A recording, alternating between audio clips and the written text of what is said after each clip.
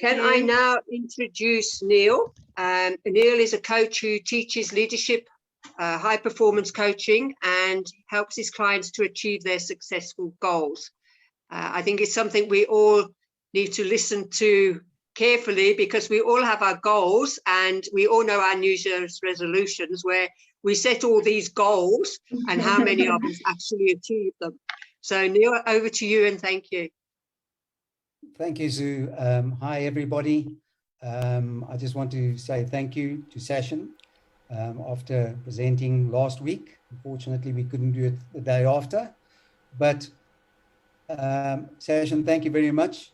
You spoke of leaders, iconic leaders, and I was very much inspired by that. And let me say why. Obviously, everybody knows I'm from South Africa, and everybody knows Nelson Mandela. Fondly known as Madiba. And I don't know if anybody read his book, The Long Road to Freedom, which was awe-inspiring, quite amazing. And I personally have my own statement that correlates, and it's the long run to successful leadership. So I have a story to tell, and I'd like to share it with everybody. I think it's very important.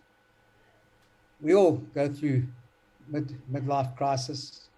Back in my mid-20s, I was at a financial institution, seriously overweight, and just not knowing where I was going, no direction, feeling despondent, didn't know what life was about, very unsure, indecisive. What did I decide? I decided to do something about it.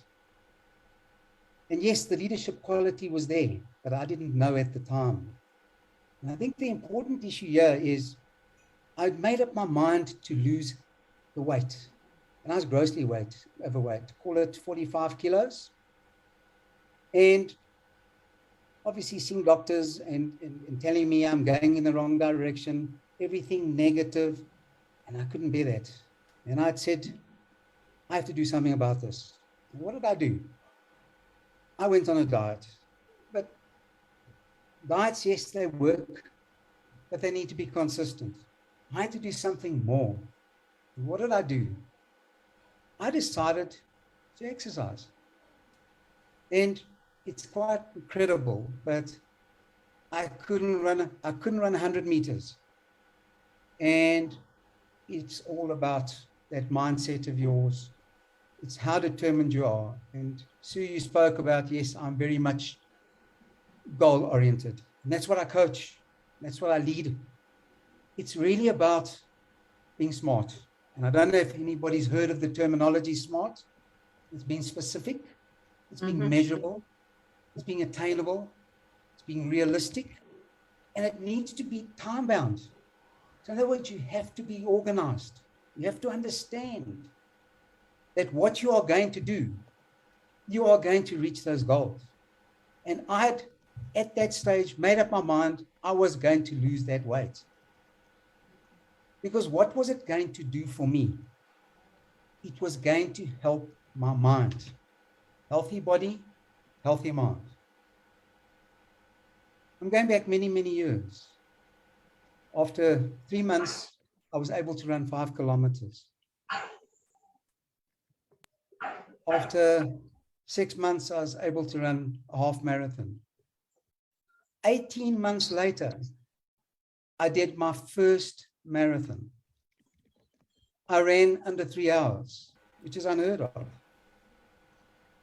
I'd literally lost 48 kilograms, ladies and gentlemen. What did it do for me?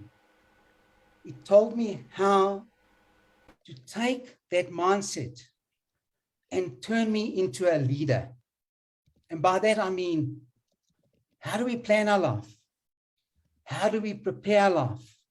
How do we execute our life? There's always that report back about saying, well, I've achieved my goal. I've done what I'm supposed to do. And then the important aspect is to do the follow-ups. And when it comes to leadership, Andrea last week mentioned engagement. He said, side by side, absolutely right. It's more about discipline. It's more about the emotions. How emotional are we? Can we share our stories? People want to learn. And what is that? Prathana mentioned it last week. It's about listening. You know the story of the 2 ears and the one mouth. The 2 ears is greater than the one mouth. What comes first? The ears. We have to listen first before we can share our knowledge, our experience, our expertise. This is what we're about. And what is transformation of leadership? Very, very simple. What are we as a transformational leader? It's a model of integrity and fairness. We set clear goals. We have high expectations, which then forms part of your discipline. We encourage others. And so with my running, obviously I was able to go through sports psychology. I studied that. I learned a great deal. I've done many talks. I've run Comrades Marathon. And Sashin, you spoke about Pietermaritzburg last week, and you battled to pronounce it. Well, I'm now correcting you and saying it's Pietermaritzburg. And the reason why I know about Pietermaritzburg, everybody in South Africa will know where I'm coming from. Mm-hmm. The Comrades Marathon, the Ultra Comrades Marathon, 90 kilometers. Spare a thought of starting in Pietermaritzburg and finishing in Durban. That's the one aspect to achieving your goal. And I did my first Comrades Marathon. And what did I say to myself? I've done the training. I've been given the ability. I have the talent. It's what you do with the talent. Everybody is a leader. Everybody. Mm-hmm. It's how you learn. It's how you teach them. It's how you encourage others and how you provide, as Lisa says, the support and the recognition. I finished that race, 90 kilometers, finished in Durban, and I ran a silver medal, 7 hours and 2 minutes. And everybody said to me, but how did you achieve that? You were 48 kilograms overweight, not such a long time ago. Why? I have the will. And I want people to learn how to become successful. Sports psychology as part of a model. It's another leadership module. There's many leadership modules. It's one of them. Again, I refer to healthy body, healthy mind. Stir the emotions of people. Get them willing, get them wanting to learn. When we go into coaching, as correctly said by Andreas last week, we have the business side of coaching. I've been a director of many companies, and people go through lulls. They get depressed. They don't understand. It's about you. It's about you getting them together and switched on. And I have this philosophy. We work in teams. Together, everybody achieves more. And that's how coaching is. Coaching is about getting out there and leading people in different module format, be it business, be it development, be it growth, be it sport, whatever you want to call it. This is what coaching is about. And I'm very passionate about it. I really am, because I know how to achieve. I represented the old Transvaal, as the older people would know, in a 100-kilometer event, and he finished 5th and got a gold medal. I've received many, many medals. But the point I'm trying to make, it's not all about what I've achieved in sport. It's what I've taken from the sport and given it back into the business world. And that's how I'm able to coach and create that passion. We have our professional people, we have our students. And that's why I'm so excited about Beacons Academy. We have a golden opportunity to take us to many levels. And I love the 100-day scenario. It's a goal, Sue, it's a goal. And we need to get there, and successfully. Thank you for your time. Thank you for listening. Appreciate it. Thank you, Neil. Well Thank you. done. Anybody got Thank any you. questions? Anything?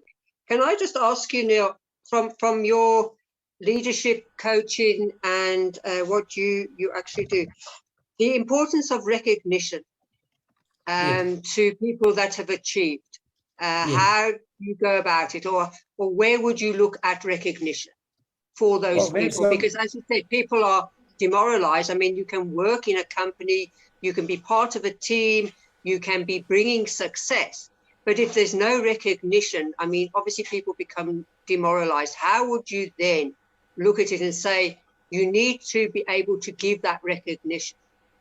Well, I think it's a case of having proved from your side, in other words, gaining the respect from the individual first, and then the individual will then take cognizance of what you've achieved and work with you, as despondent and depressed as that person, that individual might be. You have to lead by example. You know, it's the delegation/abdication scenario. You know, we cannot abdicate if we haven't performed. Am I correct? So you have to follow, well, the person that's leading has to follow you by example. That's the bottom line. And can I just, it's another question I just want to know, within your leadership and that, we talk about teams. Do you have where you can have 6 people in a team, 2 people in a team, or 20 people in a team? What you feel the best approach is, and how much success do those people or that team get? If it's a small team without the skills, or you've got a 20 team where you've got lots and lots of skills, but you're not getting what you're wanting as to the achievement that is, like, say, a goal setting? Well, it's a very good question, Ed. And when I'm doing a presentation or when I'm having a meeting with, whether it's a team of 20 or whether it's a team of 6, it's irrelevant. If I'm getting no objections or if I'm getting no questions, I mean, there's a lovely saying. If you ask a question, I'm just trying to remember the saying now. If you ask a question, you're a fool for 5 minutes. If you don't ask a question, you're a fool forever. And if you're not getting that sort of response, in other words, you're not getting any objections, then you've clearly lost that particular individual. So that you'll allow the session to go, and thereafter you will have a one-on-one with the individual or individuals who weren't on the same page as you. But you're able to realize through people that are not being transparent, that are not being part and parcel of the meeting. I always That's why I say you look at the person, at their body language, because you're talking. Very important, very important. And if they're not responding to you, then you know, I always look, one of the big signs is looking at their watch. It tells you, you know, how much longer is this going to go? And you got to be with, you know, the ability to lead. You've got to be able to pick up those vibes. It's very important. So whether you're training or leading or coaching 6 people or you're coaching 20 people, it's irrelevant. It's really about, I mean, I presented to 1,000 people, and I've noticed that after talking sort of 20, 25 minutes down the line, that people are starting to get irritable. Time to end your presentation. Time to move on. So is that what you would do? You would end it rather than continuing, because if you see people, as you say, people are not being responsive to what you're discussing, and then you would cut it short, or would you look at another way of now trying to get people more involved by putting a question out there and asking them a question? I switch over to Q&As, questions and answers. Sorry. Yeah. No, that's fine. Have I lost anybody here? And I'm very much straightforward. That's exactly how you got to be, because you've got to be passionate about what you're doing. You revert straight to Q&As, straight to Q&As. And it's amazing all of a sudden that presentation picks up again because you're interested in your audience. So they become interested in you. Thank you. Yeah. Anybody got any questions or anything? Thank you very much, Andre, for your comments there. I did note them coming through. Thank you, Neil. Thank you very much, Sue. Thank you, team, for listening. Thank you, Thank you, Neil. Neil. Thank you so much, Neil, for that wonderful story I of may yours just and for one sharing step. that with us. Okay, Andre's got a question. Thank you, Neil. Thank you, Sue. Thank you, everybody. I'm just listening so carefully to each one of you. Once upon a time, there used to be a book, and there is a book called In Search of Excellence by Tom Peters, many years back. I am thinking, because of following, let's say, Sachin's example, I am thinking of getting my book some years from today, which is called In Search of My Purpose. I don't think I'm going to finish it ever, but when I am talking to my people, to my leaders, to my coaches, then they realize what my purpose is. Nobody in corporations is talking about purpose. That's why I hate the word management and I love the word leadership. So, Neil, thank you for bringing so many good points to the surface, my dear friend. I It's a appreciate it. great friend. It's a great pleasure, my friend. Thank you.